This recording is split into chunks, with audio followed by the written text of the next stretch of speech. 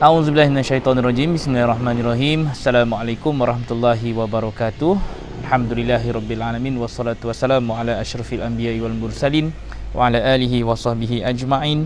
Al-mahmud Allahu jalla jalaluhu wa musalla alaihi Muhammad wa aluhu wal mad'u lahu al-bilad wa rijaluhu. Bismillahi abtadi wa bi kitabillahi ahtadi wa bi sunnati nabiyhi Muhammad sallallahu alaihi wasallam aqtadi. Bismillahi tawakkalna 'ala Allah, la haula wala quwwata illa billah. Asyhadu an la ilaha illallah wa asyhadu anna Muhammadar Rasulullah.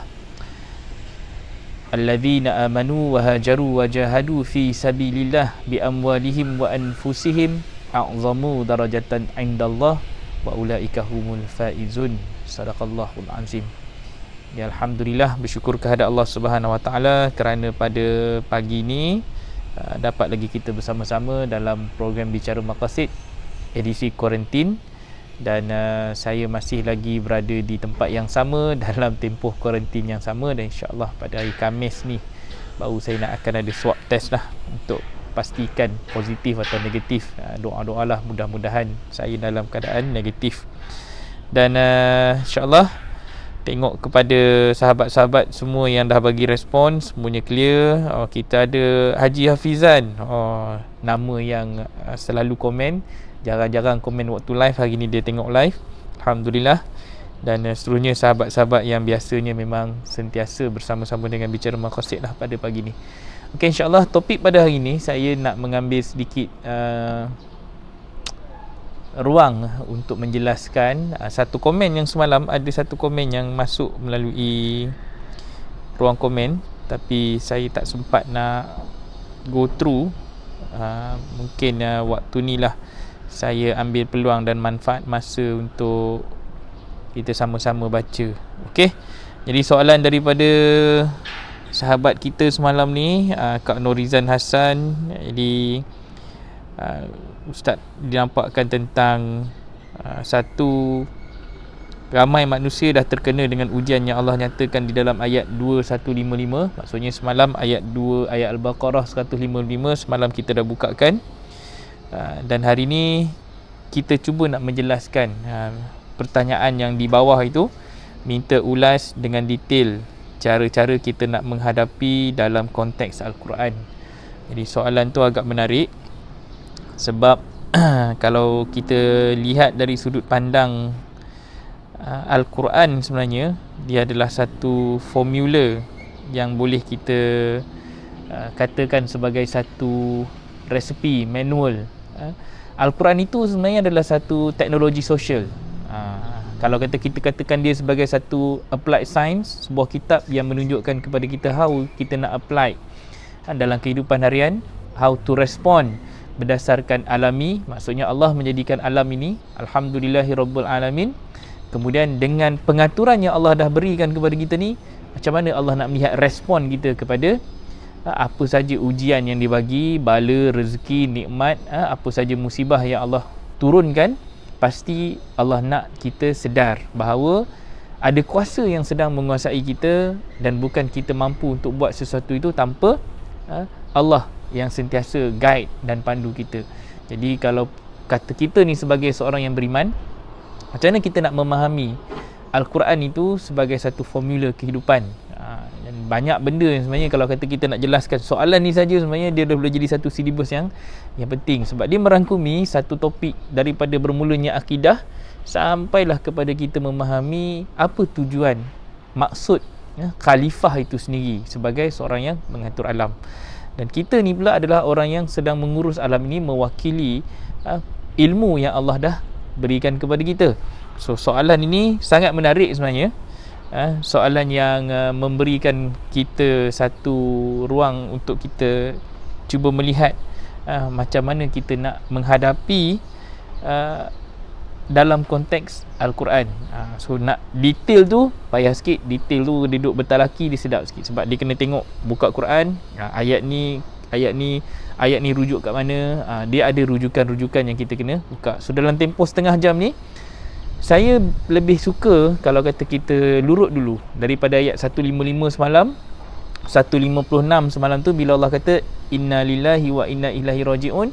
Bila Allah nampakkan musibah apa pun yang datang, Allah suruh kita kembali merujuk dia.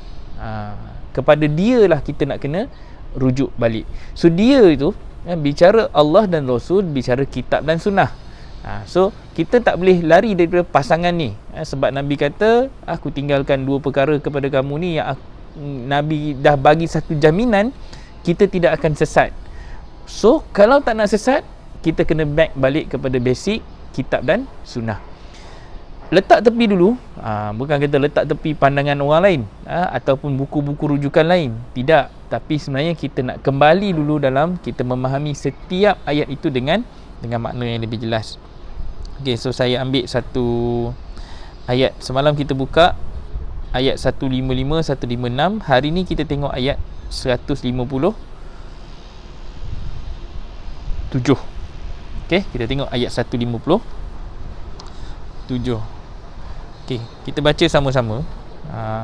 Kalau boleh kita baca ayat tu, dan kita akan nampak ayat ni sebenarnya nak suruh kita buat apa.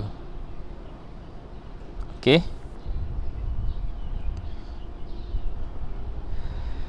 Ulaika alaihim salawatun min rabbihim wa rahmah wa ulaika humul muhtadun.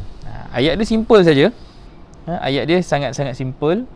Ayat dia Allah cakap daripada atas tu inna lillahi wa inna ilaihi rajiun. Kemudian Allah jawab dekat bawah tu ulaika alaihim, maka atas mereka salawatun min rabbihim, selawat daripada Rabb mereka, warahmah, dan di situ mereka mendapat rahmat, wa ulaika humul muhtadun, dan mereka itu adalah orang-orang yang terpandu. Di sini yang kita nak kena faham. Ada 2-3 perkataan yang sangat-sangat menarik yang Allah suruh kita gunakan akal untuk kita fikir. Perkara pertama yang kita nak kena sama-sama lihat dan betulkan secara harfiah. Okey, bila kita sebut secara harfiah, maksudnya kita kena go through perkataan itu dengan maksud yang jelas, dengan makna yang kita fahami, bukan makna yang kita baca tetapi kita tidak faham. Kita baca tetapi kita sekadar membaca tapi kita tidak jelas bagaimana kita nak memahami ayat-ayat yang Allah dah bagi kat kita tu. So selawat dekat sini diterjemahkan sebagai keberkahan. Okey. Macam mana pula diterjemahkan sebagai keberkahan? Sedangkan kalau kita lihat dekat sini, maksud yang kita boleh pegang, keberkahan itu adalah daripada perkataan berkat, daripada perkataan berkah. Jadi kenapa tiba-tiba selawat boleh jadi berkah? Dia kena kita go through kat sini. Apa sebenarnya message Allah yang kita nak kena faham? Mereka itu, atas mereka selawat dari Rabb mereka. Macam mana Allah nak berselawat kepada orang-orang yang diberi rahmat ni? Dan mereka itulah orang-orang yang mendapat petunjuk. So ini teori yang menarik yang kita kena tahu. Sebab kalau kita nak jawab secara detail, dan ini adalah kunci yang kita kena fahami. Sebab Allah kata tadi, apa pun musibah, inna lillah, daripada Allah, wa inna ilaihi rajiun, kita kena kembali balik merujuk. So nak rujuk tu, kata kuncinya pada muhtadun, orang-orang yang mendapat petunjuk. So orang yang rujuk ini adalah orang yang dapat petunjuk. Orang yang kembali kepada Allah ni adalah orang yang mendapat petunjuk. Sebab tu adalah perkataan muhtadun, adalah perkataan al-hidayah, perkataan yang menyebabkan kita nak kena faham ni. Sebab hari-hari kita minta dalam solat kita, ihdinas siratal mustaqim. Hari-hari tau, 17 kali sehari yang kita minta dalam Fatihah, tunjukkan kami sirat yang istiqamah, tunjukkan kami sirat yang jelas, yang lurus, yang betul-betul tegak, dia tak ada bengkok-bengkok, betul-betul kita nak follow sesuatu yang dah lurus. So di sini kunci dia. Kat mana kita nak kena gali dari segi harfiah dan bahasa. Sebab kalau kita tengok solawat, di situ dia diberikan beberapa makna. Antara makna dia adalah solat, kedua keberkahan. Ni dia ambil daripada 2157 yang ni lah, yang diterjemahkan. Tapi yang lain-lain itu dinampakkan sebagai solat, dan juga tetap dengan makna yang sepatutnya dari kata usul solat. So di sini kita duk sebut selawat kepada Nabi, padahal kata akarnya daripada perkataan solat juga. Jadi kita kena ambil makna utama kata akar ni. Solat itu adalah daripada perkataan silah. Jadi silah itu satu bentuk perhubungan yang kita menghubungkan. It just satu komunikasi. So komunikasi kita dengan Allah dipanggil solat. Komunikasi Allah kepada Rasul, Rasul itu dipanggil satu selawat. Jadi Allah berselawat kepada Nabi. Innallaha wa malaikatahu yusalluna 'alan nabi. Ini kaedah macam mana kita nak tahu Allah dan malaikat pun berselawat kepada Nabi. Tapi macam mana panduan kita? So panduannya adalah selawat itu dalam bentuk al-muhtadun tu petunjuk. Jadi Rasulullah pun dapat hidayah, Nabi pun dapat petunjuk, Nabi pun dapat rahmat, hudan wa rahmah. Itu ada dalam Al-Quran. Jadi Nabi mendapat satu hidayah, mendapat wahyu, wahyu yang menghidupkan jiwa Nabi, lalu Nabi menyampaikan seruan Allah itu kepada manusia lain untuk mengeluarkan manusia daripada kejahilan, daripada kekafiran, daripada kehidupan tak tahu menjadi tahu. So ini satu proses silah tadi. Allah mengajar kita dengan satu bentuk ilmu yang Allah termaktub tetapkan di dalam kitab. So kitab adalah ketetapan. Kitab adalah sesuatu yang telah termaktub, hukum hakam, penjelasan, ayat-ayat sebagai tanda bayinat yang menjelaskan apa fungsi diri kita, peranan kita, kehidupan kita sebagai seorang al-insan, sebagai seorang manusia yang hidup berpandukan Al-Quran. So ini kita kena faham dulu. Once kita faham the basic things about silah, hubungan, menghubungkan, komunikasi, dan baru kita boleh jelaskan benda-benda yang lain. Nak menyelesaikan apa saja masalah, Allah bagi tahu dekat sini adalah melalui silah. Jadi kalau nak lebih detail, dia kena perincikanlah berdasarkan asbab. Kalau kita ada masalah dengan ibu dan bapa, masalah tu tak akan selesai kalau kata kita tidak mengambil jalan perhubungan dengan merapatkan silah, dengan duduk bersemuka, duduk berdepan, bersembang. Apa masalah kita? So masalah tak akan selesai tanpa kita duduk bertemu dan menyelesaikan masalah tersebut.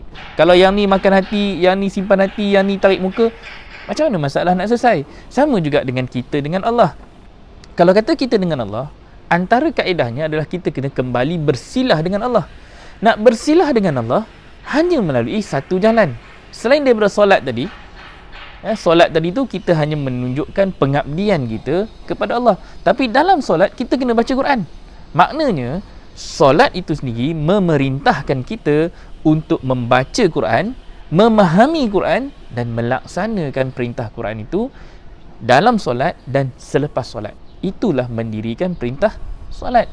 Bukan kita sekadar melaksanakan solat tetapi kita tidak mendirikan perintah solat itu. Dirikanlah solat itu. Nak dirikan solat itu mesti dalam keadaan kita tahu apa yang kita buat dan apa yang kita nak laksanakan. Sebab amar ma'ruf nahi mungkar itu adalah perintah solat. Inna salata tanha 'anil fahsya'i wal munkar. Itu dari surah Al-Ankabut ayat 45. So sesungguhnya solat itu mencegah keji dan mungkar.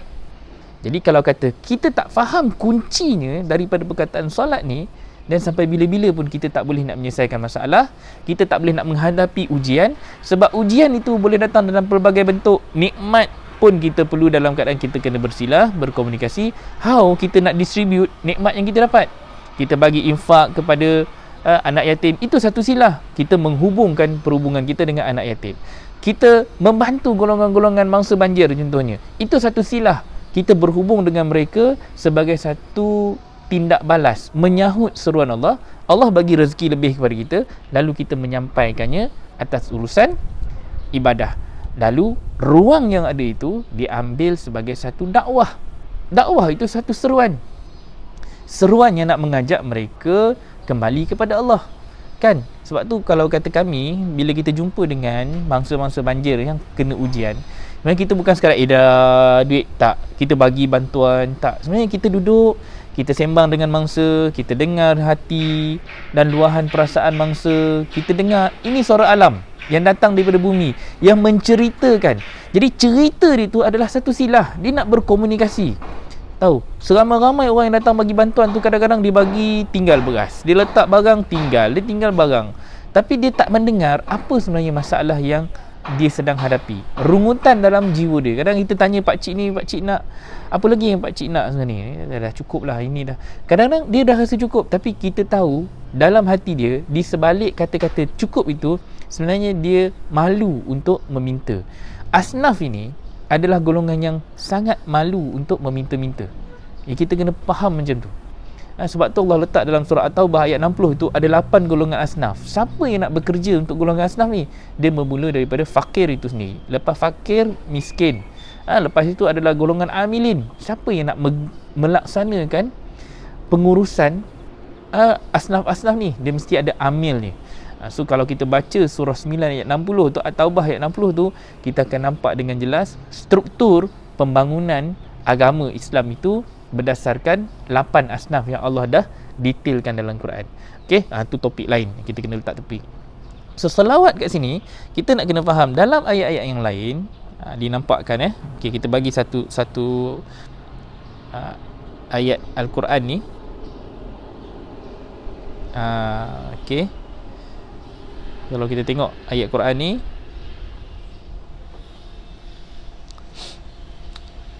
ni satu lagi ayat. Saya bagi kat sini. Tak tahulah nampak ke tak nampak, tapi saya ambil daripada satu lagi terjemahan yang lain. Dalam terjemahan tu dikatakan, mereka itulah yang memperoleh ampunan. Tadi dinampakkan keberkahan.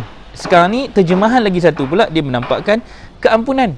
So kita perhati dekat sini kita lihat terjemahan itu sendiri kadang-kadang menyebabkan kita confuse. Macam mana kita nak melaksanakan ayat Al-Quran itu dengan tepat?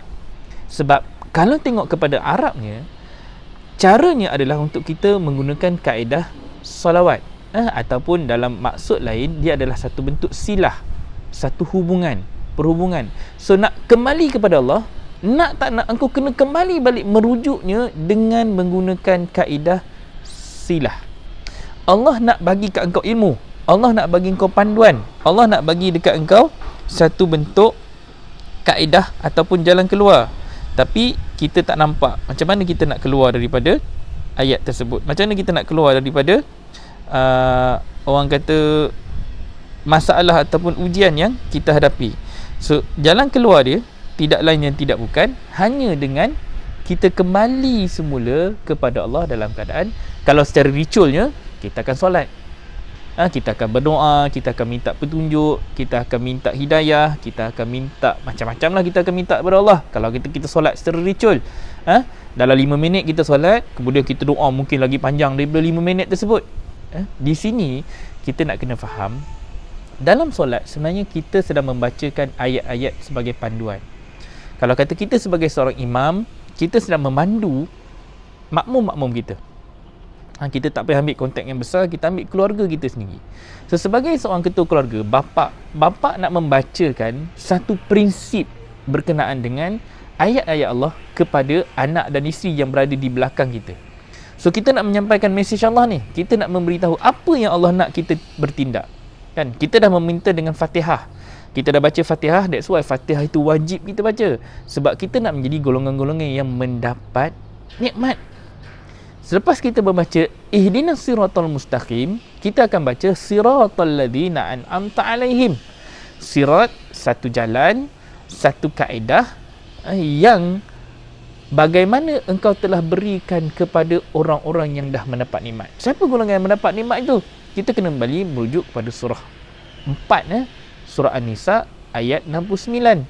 Dalam itu adalah orang-orang yang diberi nikmat daripada golongan an-nabiyyin, wasiddiqin, wasyuhada, wasalihin. So 4 golongan ini wa ulaika rafiqa, dan mereka itu adalah sebaik-baik teman.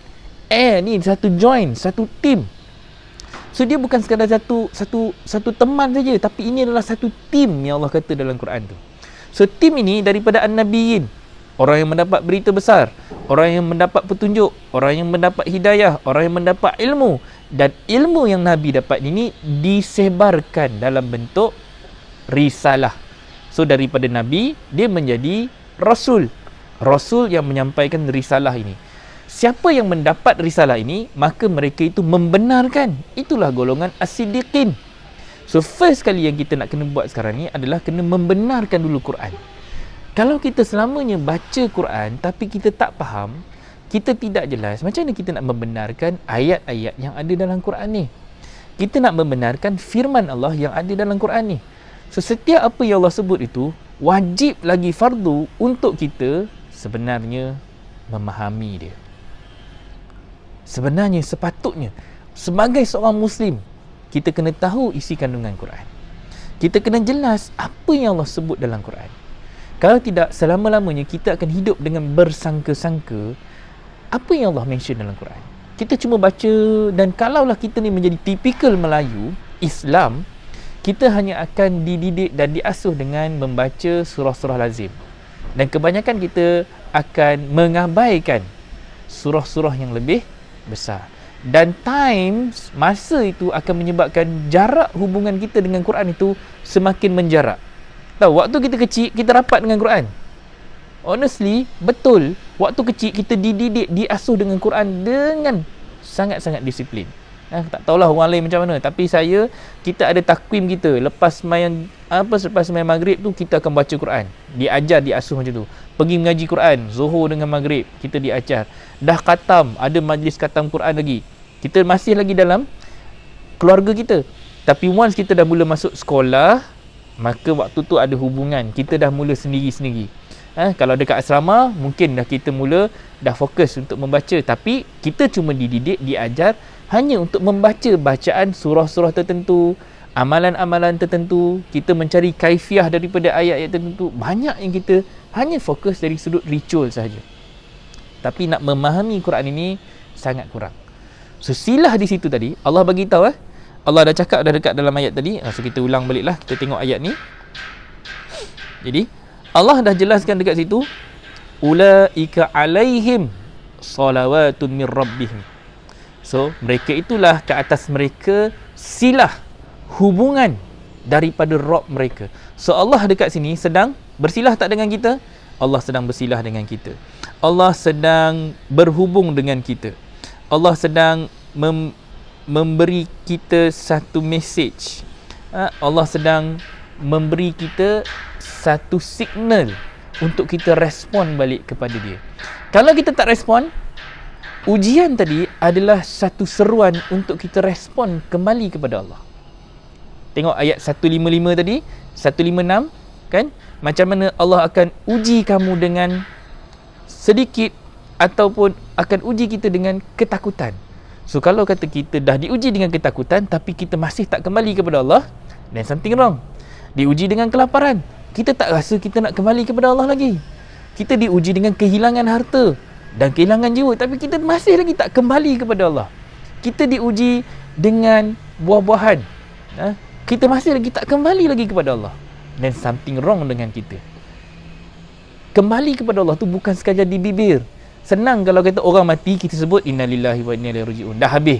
Takkan di mulut saja, lip service saja, tanpa kita betul-betul kembali silah balik Allah melalui Quran, dan kita nak melihat balik apa sebenarnya mesej Allah tu daripada kisah-kisah yang ada dalam Quran. So berlaku depan mata, apa yang ada dalam dada kita, nak kita ambil inputnya daripada Quran, lalu kita nak letakkan balik dekat dada kita yang bergelora tadi, yang diuji tadi, yang tengah menghadapi situasi, tak kiralah ada masalah apa kita hadapi, tapi Allah itu nak kita ambil dan kita nak letakkan dalam dada kita balik sebagai satu pedoman dan petunjuk untuk orang yang nak jadi tenang. Tahu, dada ni nak dibelah, lalu nak diletakkan ilmu Allah supaya apa? Supaya kita jadi lapang, jadi tenang. Datanglah apa ujian pun dan kita akan hadapi dengan tenang. Why kita tenang? Kerana Allah berada dalam dada kita. Tapi kalau Allah tak ada di dada, yang akan menggantikan tempat dekat hati itu adalah syaitan. So syaitan akan masuk dengan nafsu. syaitan akan memujuk nafsu kita. Dia akan membentuk jiwa kita seiring dengan keinginan nafsu. Waktu itulah kita akan mula memberontak. Anxiety mula-mula masuk dalam kepala kita. Kita pula layan perasaan tu dan kita lagilah menjadi jauh. Sampai tahap level nak bunuh diri. Ini semua adalah satu bentuk respon yang kita nak kena faham. Kaedah yang kita nak kena baca Quran bukan sekadar kita baca, tapi macam mana kita nak memahami ayat-ayat Allah itu dari sudut tekstual dan konteksnya. Kalau kita tengok teks tadi, perkataan solawat itu sudah diterjemahkan dengan dua perkataan yang berbeza. Keampunan, keberkahan.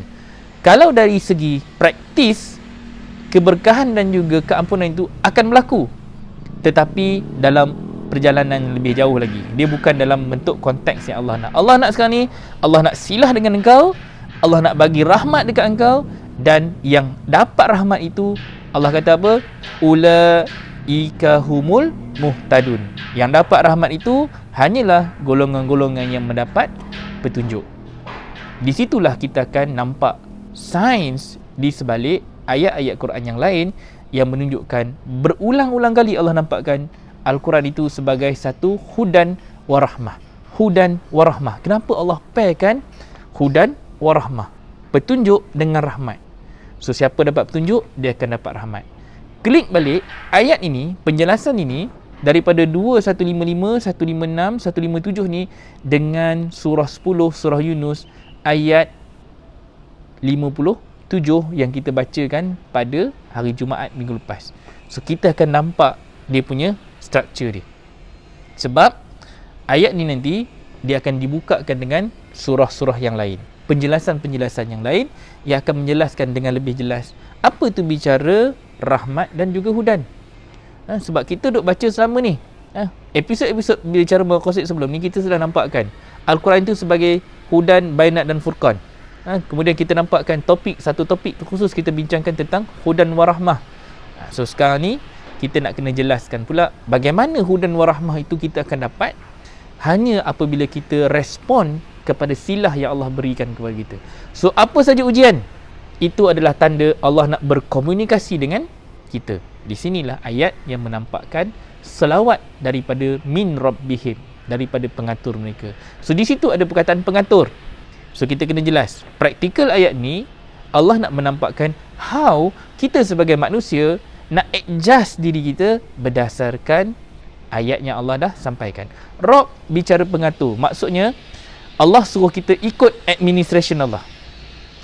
Apabila kita diuji, contoh kalau sekolah bagi exam, ujian sekolah bagi exam kepada siapa?